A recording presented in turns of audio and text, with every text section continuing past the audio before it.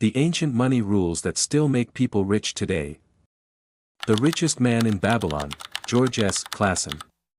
What if the best money advice ever written is almost 100 years old? No apps, no stock market jargon, no crypto, side hustles, or modern finance trends. Just timeless principles that worked in the richest city of the ancient world and still work today. That is exactly why The Richest Man in Babylon remains one of the most influential books ever written about wealth. George S. Clason does not teach money through dry theory. Instead, he tells a story set in ancient Babylon, a city famous for its gold, wealth, and prosperity. At the center of this story is Arkad, a man who began life as a poor scribe and eventually became the richest man in Babylon. His friends cannot understand how someone who started with the same opportunities became so wealthy while they remained trapped in the same cycle of earning and spending. So they ask him the question that drives the entire book: how did you become rich? Arkad's answer is simple, and that simplicity is what makes the lesson so powerful. The first and most famous rule is this: pay yourself first. Before paying bills, before buying comforts, before spending on daily desires, a portion of every income must belong to you.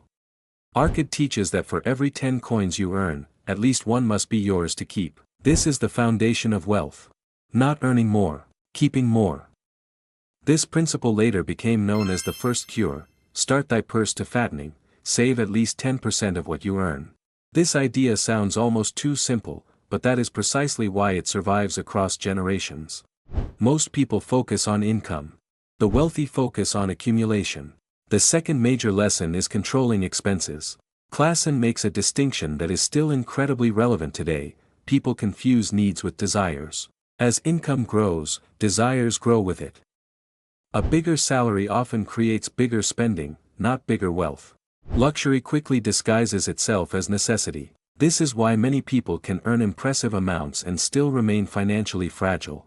Arkad teaches that wealth begins not when income increases, but when spending is controlled. The third lesson takes the story deeper: make your money work for you. Saved money should not sit idle forever. Gold must multiply. In modern terms, this means investing. Clason emphasizes that wealth compounds when money generates more money, and that those earnings themselves continue to grow over time. This is one of the most powerful ideas in personal finance. Labor earns once, capital earns repeatedly. Another major principle is protection. The book repeatedly warns against greed and reckless opportunity. If something promises impossible returns, it usually hides enormous risk. Arkad advises seeking counsel from people who truly understand money and avoiding investments you do not fully comprehend. The book explicitly warns against schemes and investing in things unfamiliar to you. This is where the book becomes remarkably modern. Even today, people lose money not because they never earned it, but because they chased unrealistic returns. Quick wealth often disappears as quickly as it arrives. Clason also talks about owning a home and preparing for the future. Wealth is not only about present comfort.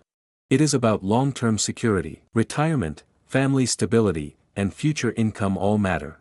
The book insists that real prosperity includes peace of mind. Perhaps one of the most underrated lessons is the final one: increase your ability to earn. Skills matter. Knowledge matters. The more valuable you become, the more you can earn and invest. This turns the book from a simple money guide into a philosophy of self-development. Wealth is not luck. It is discipline combined with wisdom. By the end, The Richest Man in Babylon leaves you with a truth that feels almost eternal. Money follows rules, and those rules do not change with time. Spend less than you earn. Protect what you save. Let your money grow. Avoid foolish risk. Continue improving yourself. That is why a book set in ancient Babylon still feels more relevant than many modern finance books. Because human behavior around money has not changed. The tools are different. The principles are not.